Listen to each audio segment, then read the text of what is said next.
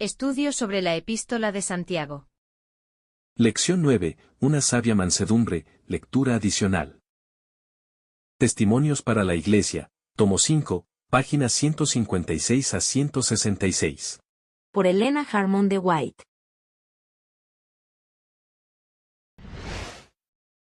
Dale me gusta, suscríbete y activa las notificaciones. En esto conocerán todos que sois mis discípulos, si tuviereis amor los unos con los otros. Juan 13, 35. Mientras más de cerca nos asemejemos al Señor en carácter, mayor será nuestro amor hacia aquellos por quienes Él murió. Los cristianos, que manifiestan un espíritu de amor desinteresado de los unos por los otros, están dando un testimonio que los incrédulos no pueden negar ni resistir. Es inestimable el poder de semejante ejemplo. Nada derrotará con más éxito los artificios de Satanás y sus emisarios, nada edificará mejor el reino del Redentor, como el amor de Cristo manifestado por los miembros de la Iglesia. Se disfrutará de paz y prosperidad, solamente si la humildad y el amor están en ejercicio activo. En la primera epístola a los Corintios, el apóstol Pablo subraya la importancia de aquel amor, que deben apreciar todos los seguidores de Cristo. Si yo hablase lenguas humanas y angélicas, y no tengo amor, vengo a ser como metal que resuena, o címbalo que retiñe.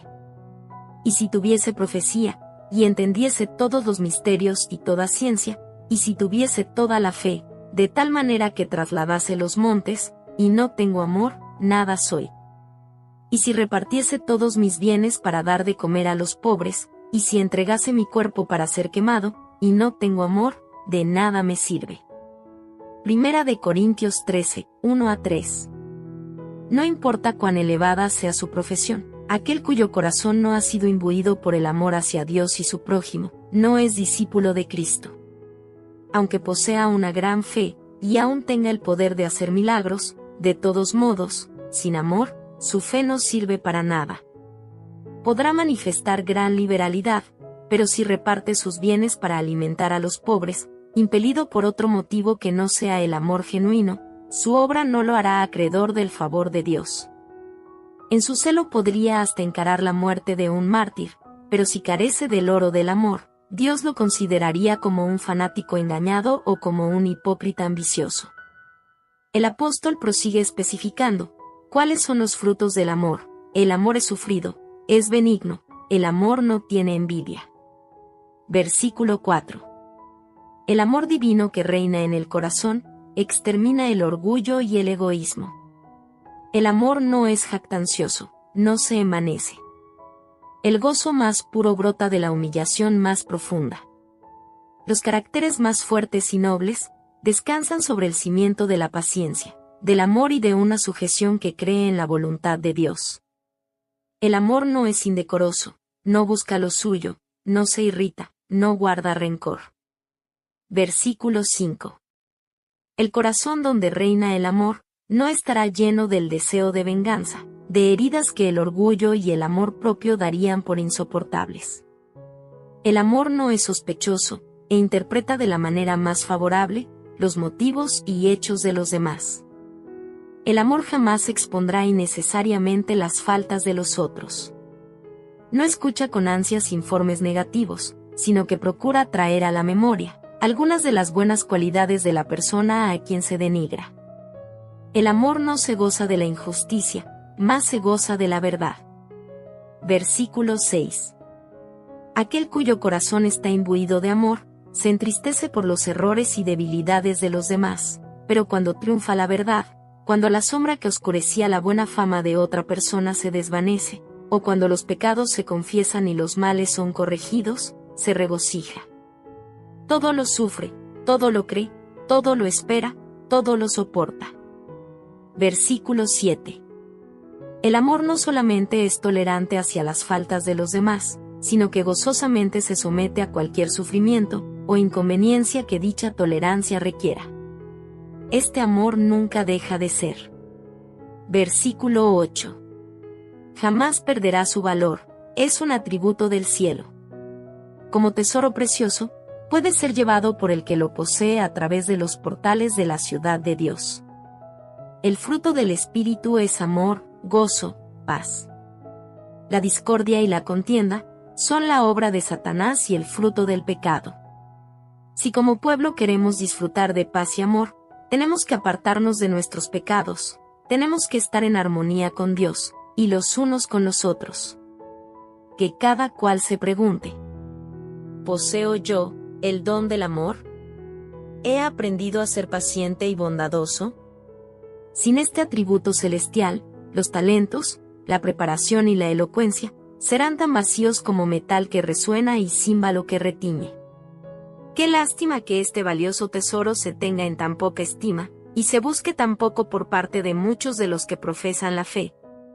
Pablo les escribe así a los colosenses: vestíos, pues, como escogidos de Dios, santos y amados, de entrañable misericordia, de benignidad, de humildad, de mansedumbre, de paciencia, soportándoos unos a otros, y perdonándoos unos a otros si alguno tuviere queja contra otro. De la manera que Cristo os perdonó, así también hacedlo vosotros. Y sobre todas estas cosas vestíos de amor, que es el vínculo perfecto. Y la paz de Dios gobierne en vuestros corazones, a la que asimismo fuisteis llamados en un solo cuerpo, y sed agradecidos. Colosenses 3, 12 a 15. Y todo lo que hacéis, sea de palabra o de hecho, hacedlo todo en el nombre del Señor Jesús, dando gracias a Dios Padre por medio de Él. Versículo 17.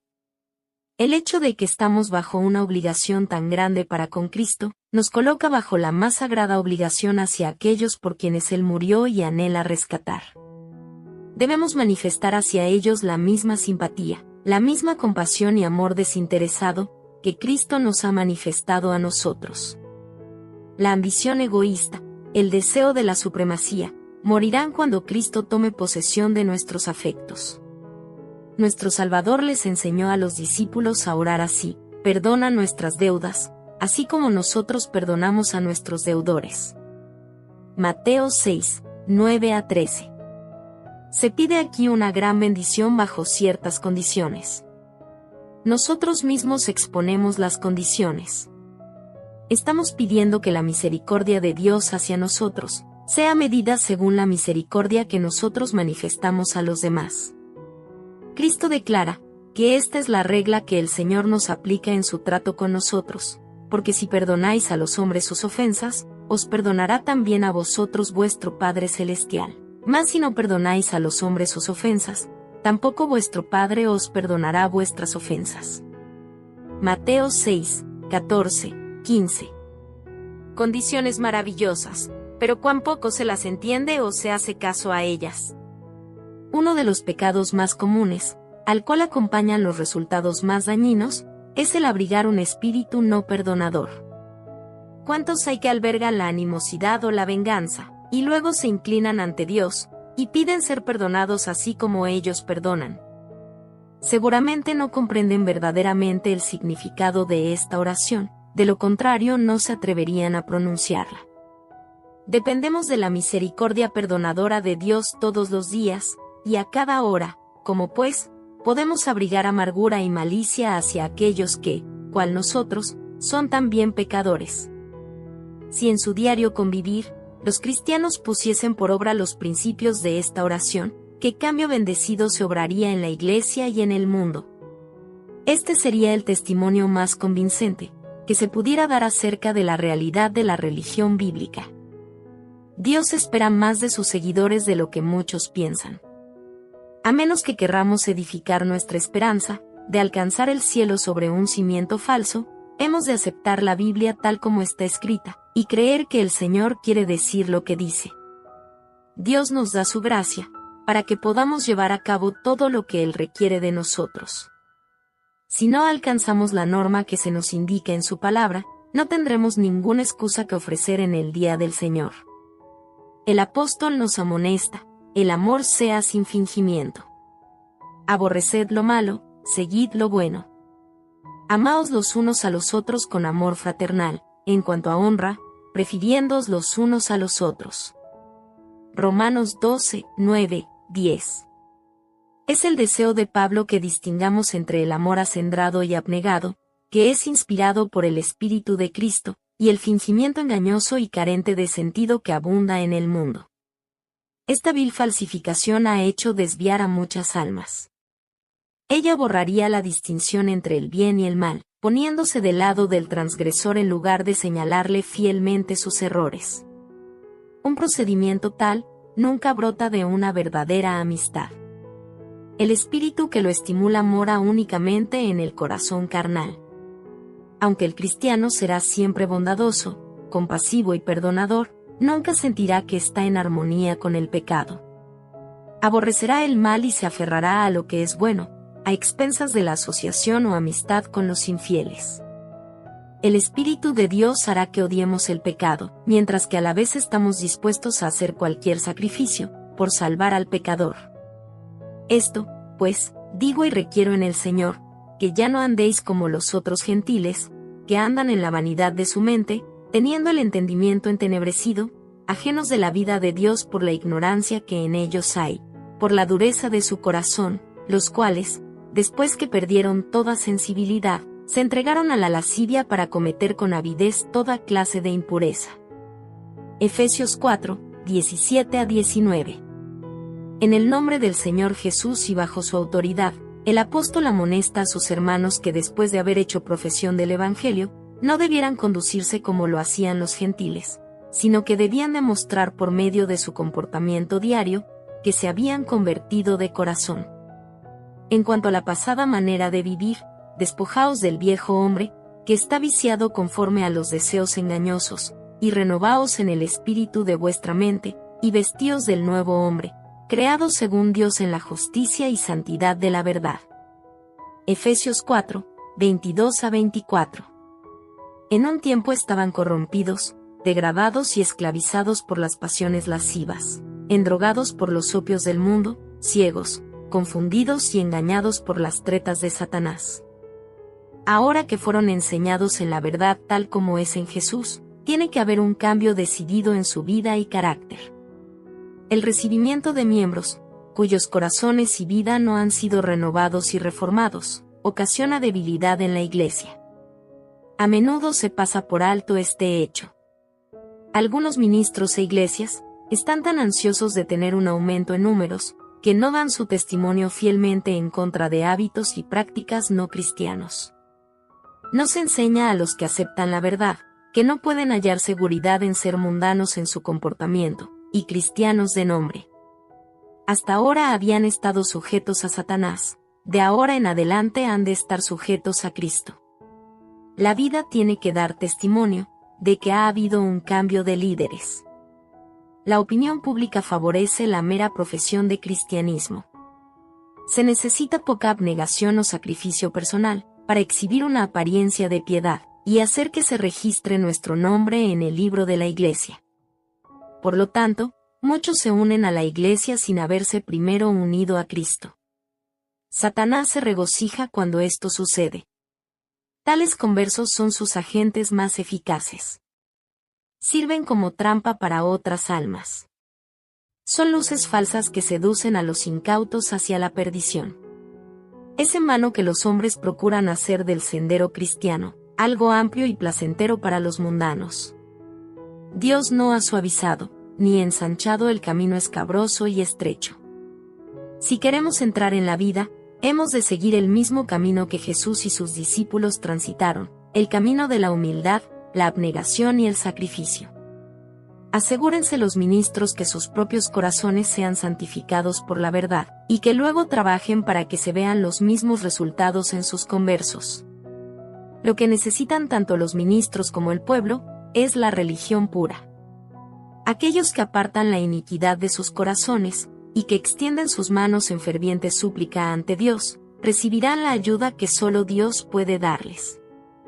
Se ha pagado un rescate por las almas de los hombres, para que tengan una oportunidad de escaparse de la esclavitud del pecado y obtengan el perdón, la pureza y el cielo mismo.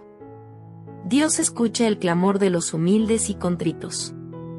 Aquellos que frecuentan el trono de la gracia, pidiendo sincera y fervientemente sabiduría y poder de lo alto, seguramente se convertirán en siervos activos y útiles del Señor.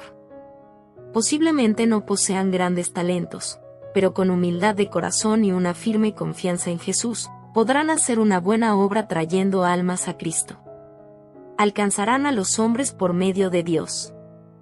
Los ministros de Cristo deben estar conscientes en todo momento de que su alma debe ser totalmente absorbida por esta obra sagrada. Los esfuerzos que hacen deben ser para la edificación del cuerpo de Cristo, y no para exaltarse a sí mismos ante el pueblo, y, aunque los cristianos deben considerar al fiel ministro como embajador de Cristo, deben evitar toda alabanza del hombre.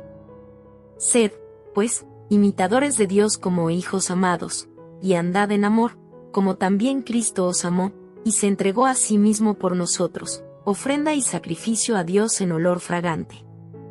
Efesios 5, 1, 2. Por sus obras malas, el hombre se ha enemistado con Dios, pero Cristo entregó su vida para que todos los que quisiesen fueran libertados del pecado, y restituidos al favor del Creador. Fue la anticipación de un universo redimido y santificado, lo que indujo a Cristo a hacer el gran sacrificio. ¿Hemos nosotros aceptado los privilegios que a gran costo nos fueron comprados? ¿Somos seguidores de Dios, cual niños amantes, o somos siervos del príncipe de las tinieblas? ¿Adoramos a Jehová, o a Baal? ¿Al Dios viviente, o a los ídolos? Aunque no haya altares a la vista, ni ninguna imagen que el ojo puede ver, sin embargo, podemos estar practicando la idolatría. Es tan fácil hacer una imagen de ideas u objetos acariciados, como lo es el hacer dioses de madera o de piedra. Hay miles que tienen un falso concepto de Dios y de sus atributos. Están tan ciertamente adorando a un falso Dios como los seguidores de Baal. ¿Estamos nosotros adorando al verdadero Dios, según está revelado en su palabra, en Cristo y mediante la naturaleza? ¿O estamos adorando algún ídolo filosófico que hemos puesto en su lugar? Dios es un Dios de verdad. La justicia y la misericordia son los atributos de su trono. Es un Dios de amor, de piedad y de tierna compasión. Así está representado en su Hijo, nuestro Salvador. Es un Dios paciente y longánime. Si así es el ser que adoramos y cuyo carácter procuramos asimilar, entonces estamos adorando al verdadero Dios. Si seguimos a Cristo, sus méritos, que nos son imputados, llegan ante el Padre como olor fragante, y las bondades del carácter de nuestro Salvador, implantadas en nuestro corazón, derramarán una dulce fragancia en nuestro alrededor. El espíritu de amor, mansedumbre y paciencia que llena nuestra vida, tendrá poder para suavizar y subyugar corazones endurecidos, y ganar para Cristo a los acervos enemigos de la fe. Nada hagáis por contienda o por vanagloria, antes bien con humildad, estimando cada uno a los demás como superiores a él mismo, no mirando cada uno por lo suyo propio, sino cada cual también lo de los otros. Filipenses 2, 3, 4. Haced todo sin murmuraciones y contiendas, para que seáis irreprensibles y sencillos, hijos de Dios sin mancha en medio de una nación maligna y perversa, en medio de la cual resplandecéis como luminares en el mundo. Versículo 15. La vanagloria, la ambición egoísta, es la roca sobre la cual muchas almas han sido destruidas, y muchas iglesias inutilizadas. Los que menos se dedican a la devoción, que tienen menos conexión con Dios, son los que buscan más ansiosamente el puesto más elevado. No están en absoluto conscientes de sus debilidades y deficiencias de carácter. A menos que muchos de nuestros ministros jóvenes sientan el poder convertidor de Dios, sus labores serán un estorbo, en vez de una ayuda para la Iglesia. Pueden haber aprendido las doctrinas de Cristo, pero no han aprendido a Cristo. El alma que constantemente contempla a Jesús, verá su amor abnegado y su profunda humildad, e imitará su ejemplo.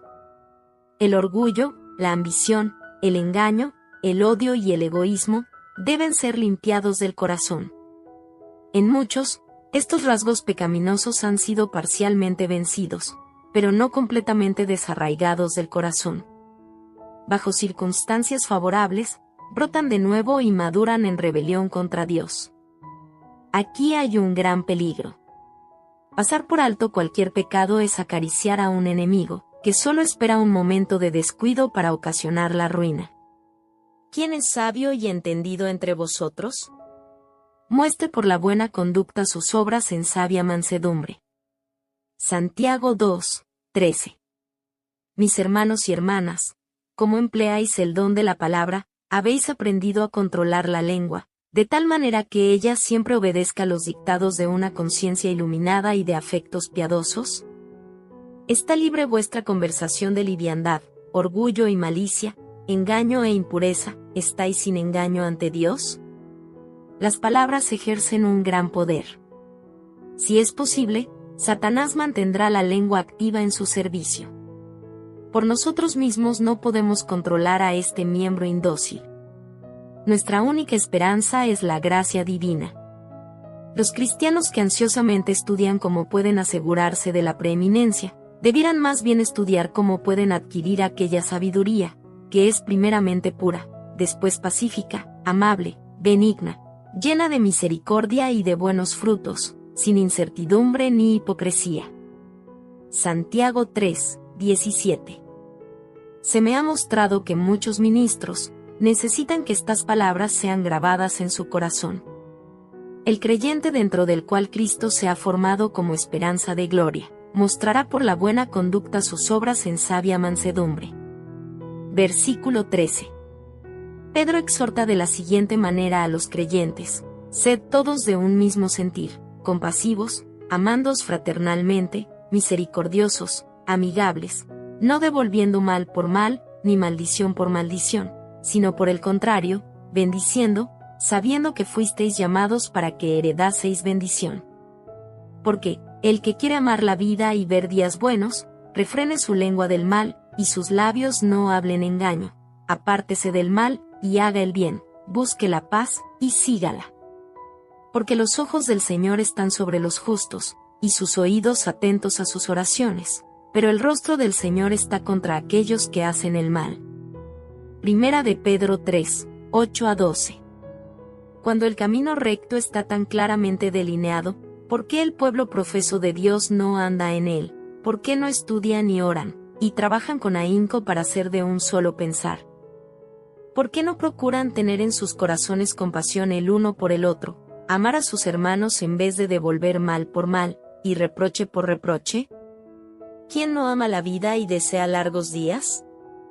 Sin embargo, cuán pocos cumplen con las condiciones de refrenar la lengua, y guardar los labios de hablar engaño. Pocos están dispuestos a seguir el ejemplo de mansedumbre y humildad del Salvador. Muchos le piden al Señor que los humille, pero no están dispuestos a someterse a la disciplina necesaria. Cuando les llega el momento de prueba, y ocurren vejaciones y molestias, el corazón se revela y la lengua profiere palabras que son como saetas envenenadas o granizo agostador. La maledicencia es una maldición doble, que recae con mayor peso sobre el que la practica, que sobre el que presta oído. El que esparce las semillas de la contienda, cosecha los frutos mortíferos dentro de su propia alma. Cuán miserable es el chismoso, el que da lugar a las malas sospechas. Para él, la felicidad es algo ajeno. Bienaventurados los pacificadores. Mateo 5, 9. La gracia y la paz descansan sobre los que rehúsan participar en las contiendas de lenguas. Cuando los mercaderes del escándalo se pasean de familia en familia, los que temen a Dios serán castos defensores del hogar. El tiempo que tan a menudo es peor que malgastado en chismes vanos, frívolos y maliciosos, se debe dedicar a fines más elevados y nobles. Si nuestros hermanos y hermanas se convirtiesen en misioneros de Dios, visitando a los enfermos y afligidos, y trabajando paciente y bondadosamente por los errantes, en breve, si imitaran al modelo, la Iglesia prosperaría en todas sus fronteras. El pecado de la calumnia comienza cuando se acarician malos pensamientos. El engaño incluye la impureza en todas sus formas. Al tolerarse un pensamiento impuro, y acariciarse un deseo no santificado, el alma se contamina y se compromete su integridad. Entonces la concupiscencia, después que ha concebido, da a luz el pecado, y cuando el pecado es consumado, produce la muerte. Santiago 1:15. Para no cometer pecado, tenemos que resistir sus mismos comienzos. Todo afecto y pasión han de sujetarse a la razón y a la conciencia. Todo pensamiento no santificado debe ser repelido inmediatamente. Encerraos en vuestros cuartos, seguidores de Cristo. Orad con fe y de todo corazón. Satanás procura haceros caer en su trampa. Para escaparos de sus tretas, es preciso que recibáis ayuda de lo alto. Por medio de la fe y la oración, todos pueden cumplir los requisitos del Evangelio. Nadie puede ser forzado a transgredir. Primero tiene que ganarse el consentimiento propio, el alma tiene que proponerse cometer el acto pecaminoso, antes que la pasión pueda dominar la razón, o que la iniquidad triunfe sobre la conciencia. No importa cuán fuerte sea la tentación, no es excusa para el pecado. Los ojos de Jehová están sobre los justos, y atentos sus oídos al clamor de ellos. Salmos 34:15. Alma tentada, clama a Jehová. Arrójate indefensa e indigna sobre Jesús, y reclama su promesa pura. El Señor escuchará. Él sabe cuán fuertes son las inclinaciones del corazón natural, y brindará su ayuda en todo momento de tentación. ¿Has caído en el pecado? Entonces, sin más dilatar, procura de Dios la misericordia y el perdón. Cuando David se convenció de su pecado, derramó su alma en arrepentimiento y humillación ante Dios. Sentía que podría soportar la pérdida de su corona, pero no de ser privado del favor de Dios. Todavía se extiende misericordia al pecador. En medio de todos nuestros desvaríos, el Señor nos llama así: volveos, hijos apóstatas, y sanaré vuestras apostasías. Jeremías 3:22. Las bendiciones de Dios serán nuestras, si escuchamos la voz suplicante de su Espíritu.